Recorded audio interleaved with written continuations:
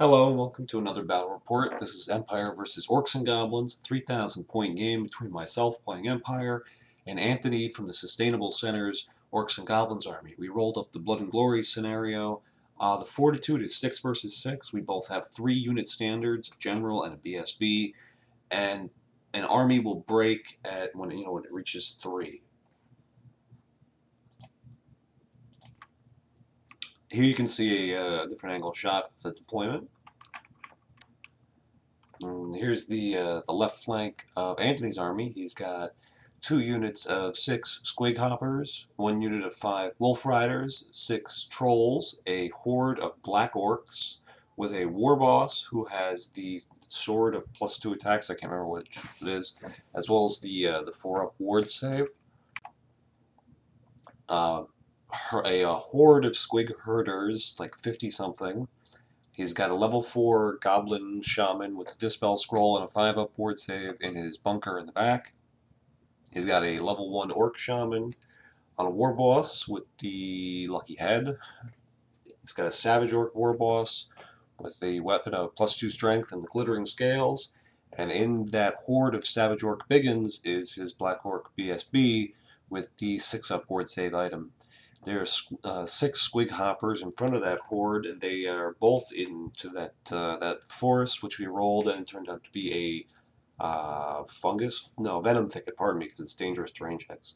It's got a snotling pump wagon, 5 goblin wolf riders, and another 6 squig hoppers to round out that flank.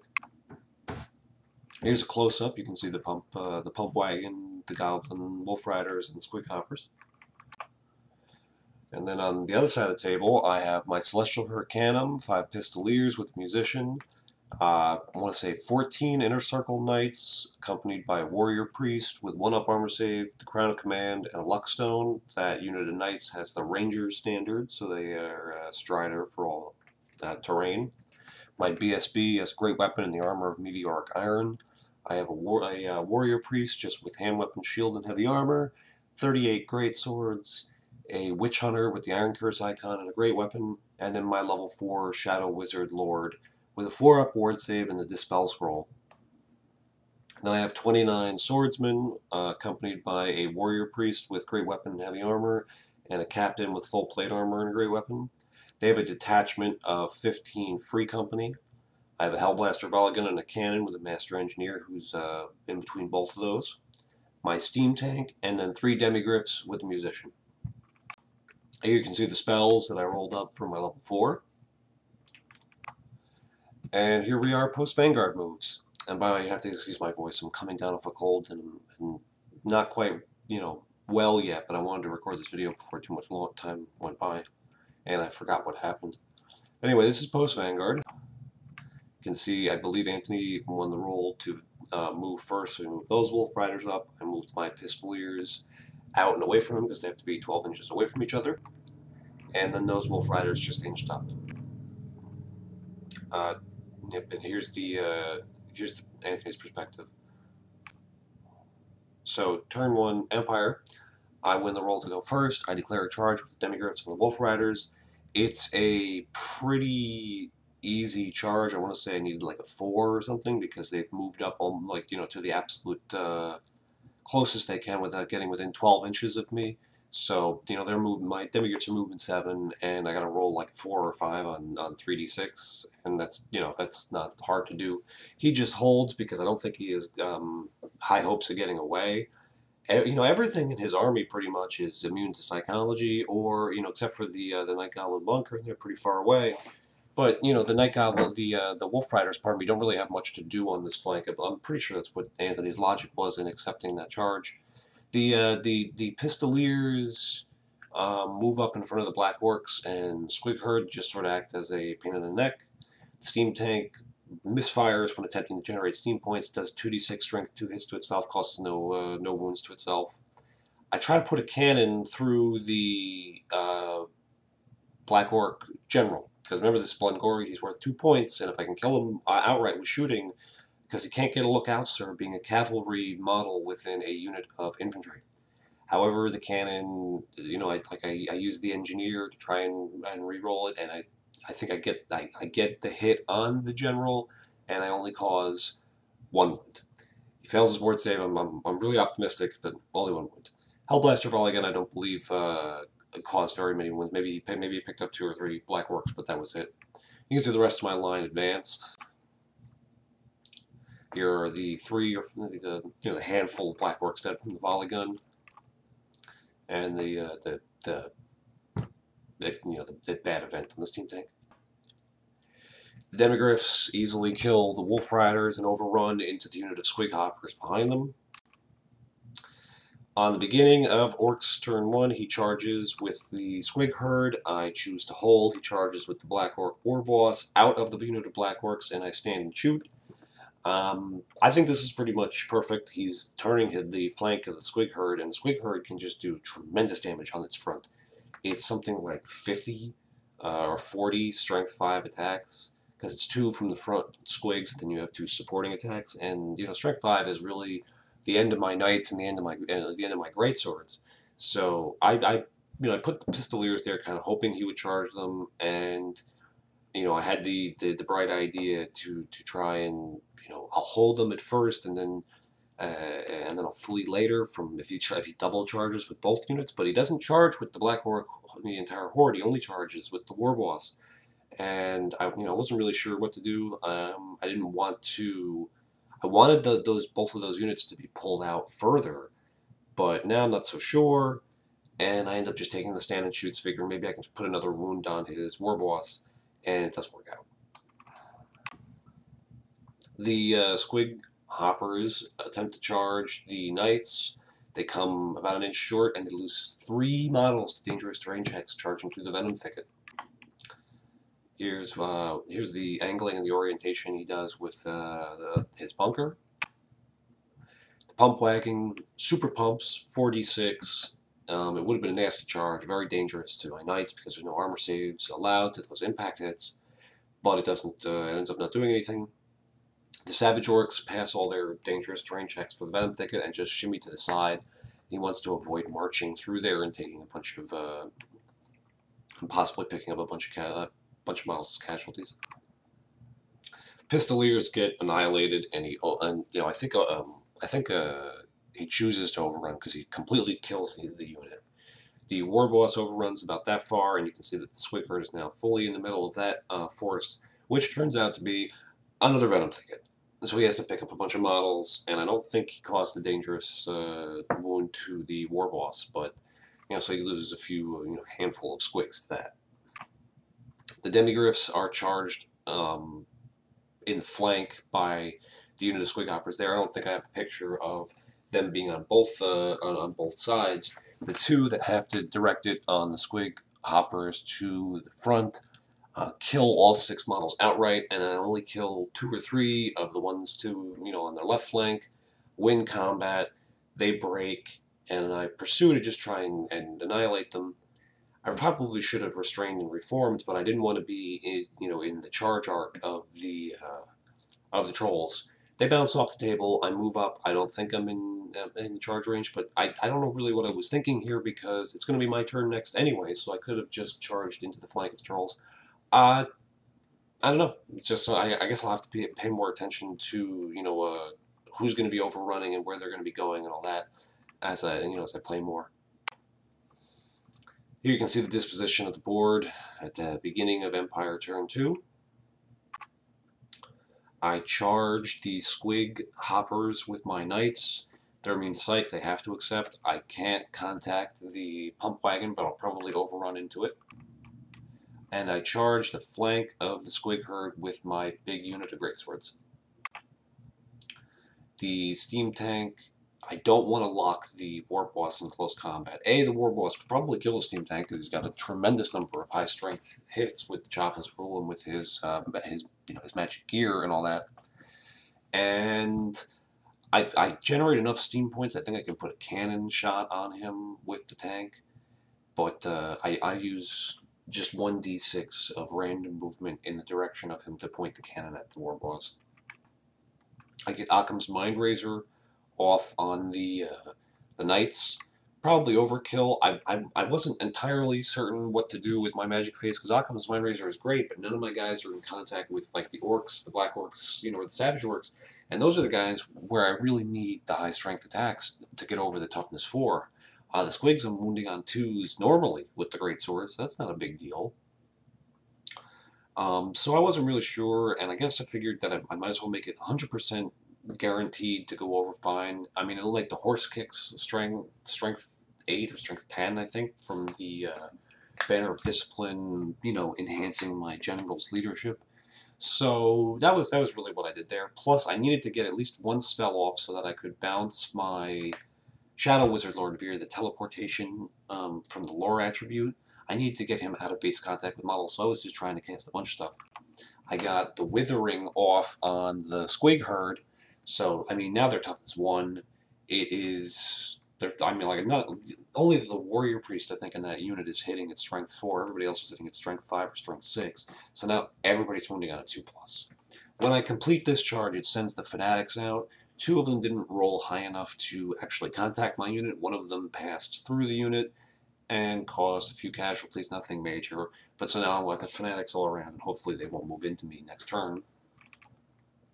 And you can see the Knights just plow right through those quick hoppers like nothing ever happened, and overrun into the pump wagon. And we break the Squig Herd. We do, I think I did like 12 or 15 casualties. He's no longer steadfast because he's outranked, and takes his break test on Snake Eyes, fails it. He causes 1 wound to my Warrior Priest. My Wizard Lord took a wound because I miscast, attempting to get Occam's Mind Razor off before. Not great, but I gotta accept when I throw 6 dice at a spell like that. I mean, it's probably gonna miscast.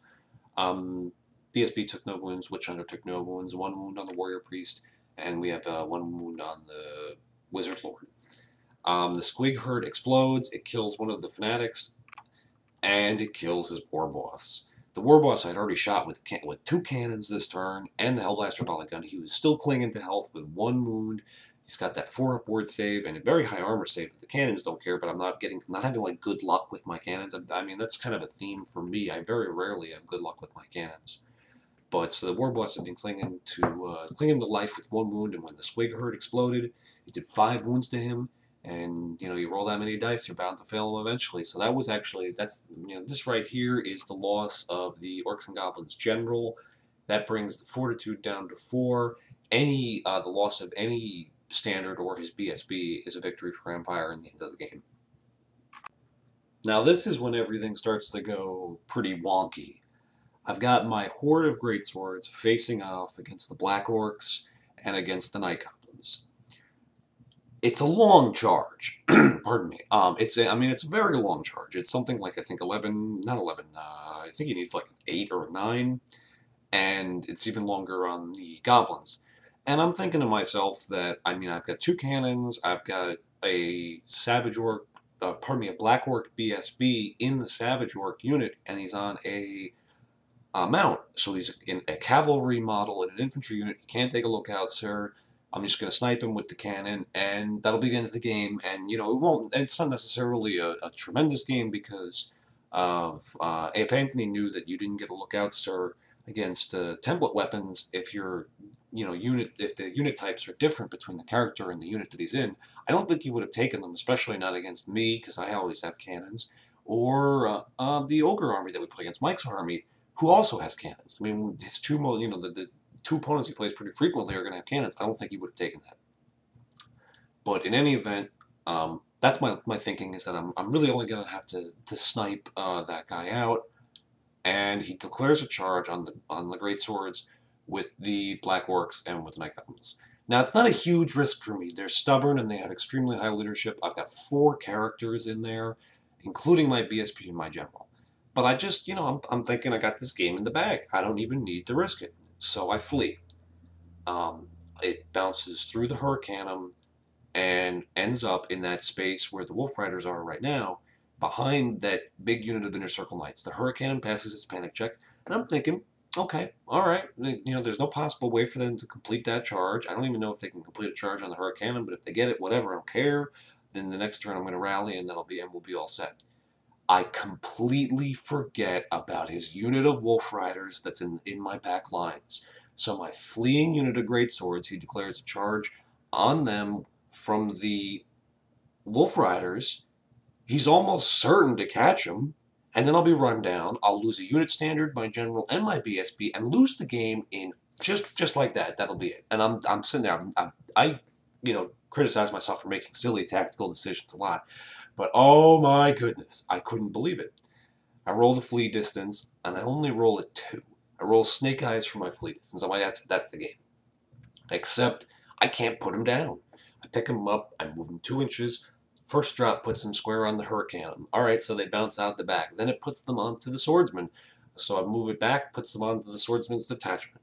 I move it to the side of the Swordsman's detachment, and now they're standing on top of the Hellblaster. I bounce them all the way down the line, and I take a panic check on every single unit, with the exception of the Hurricane. They all fail.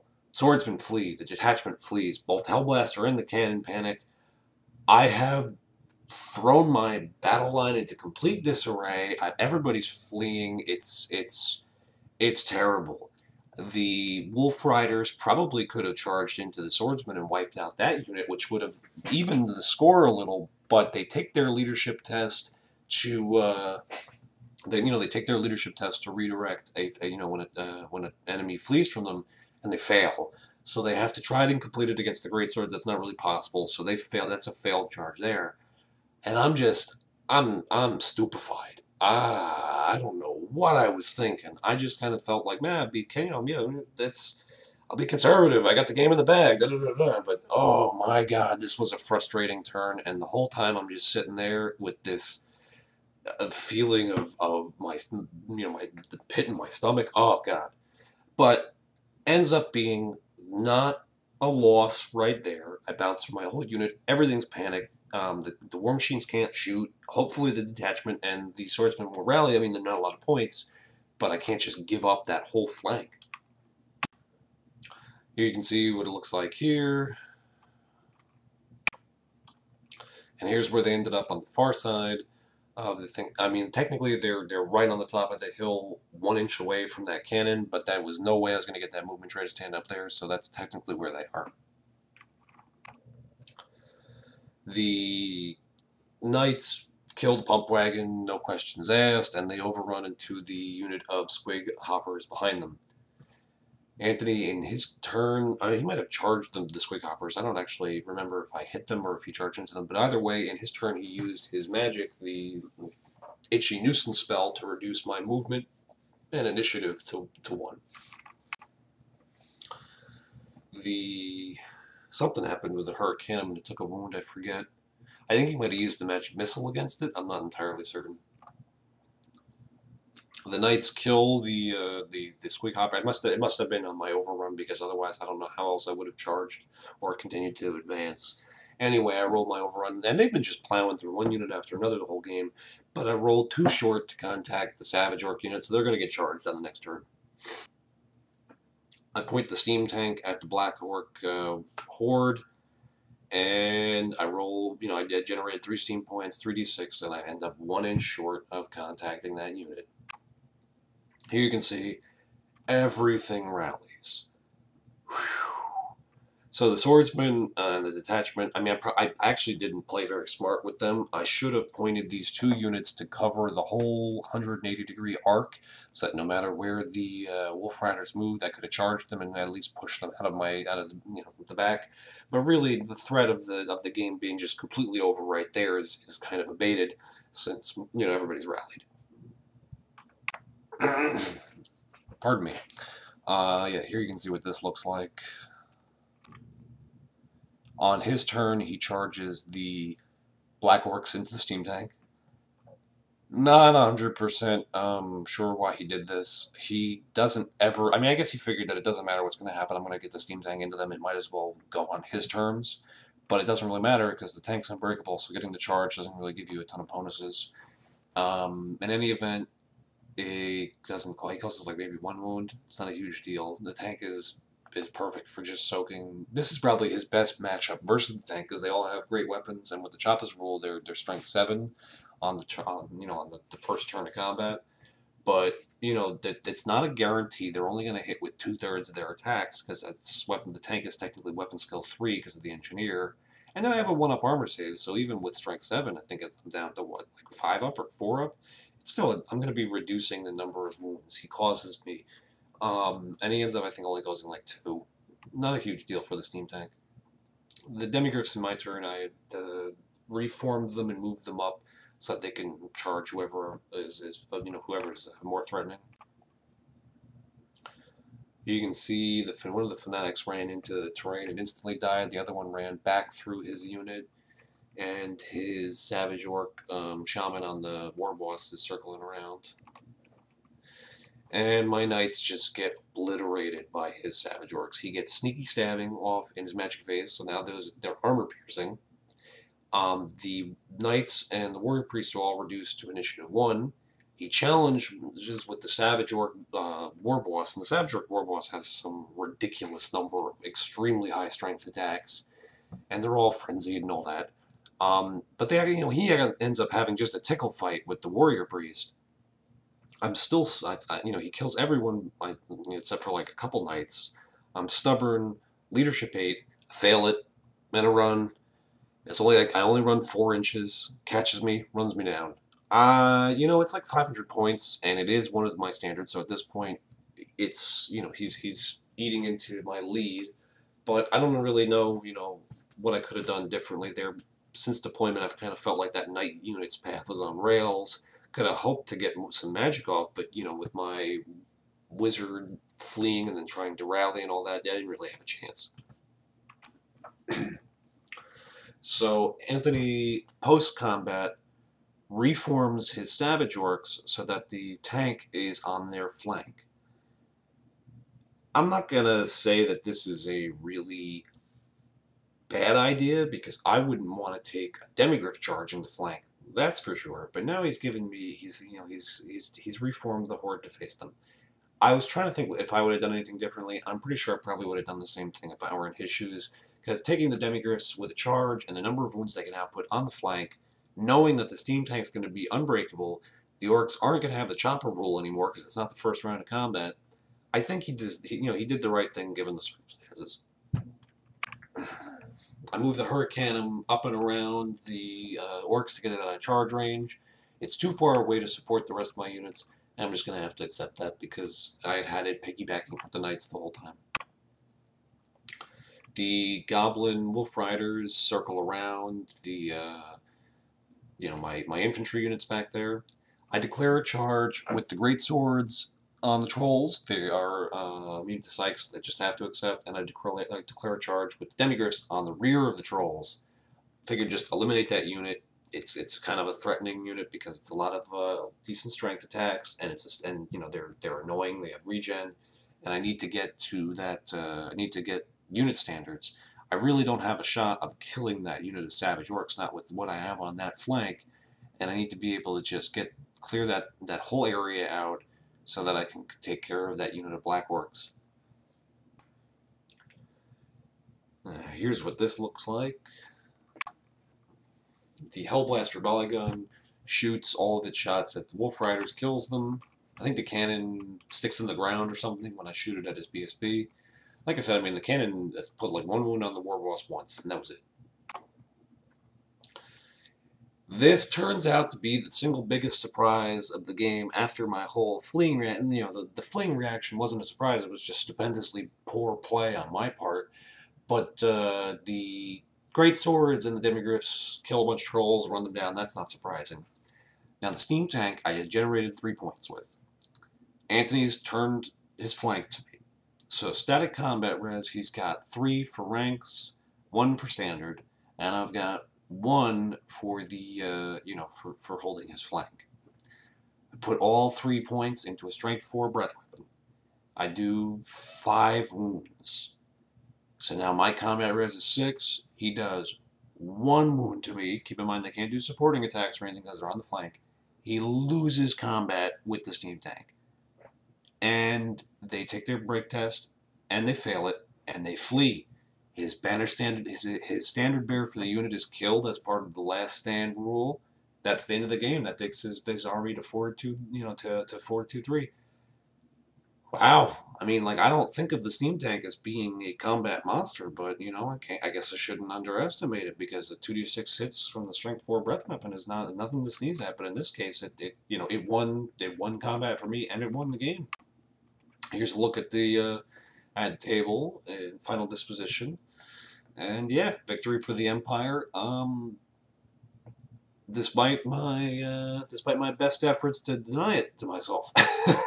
But it was a great game, and always Anthony's starting to get a little frustrated, I think, with the Orcs, because they're just so unreliable.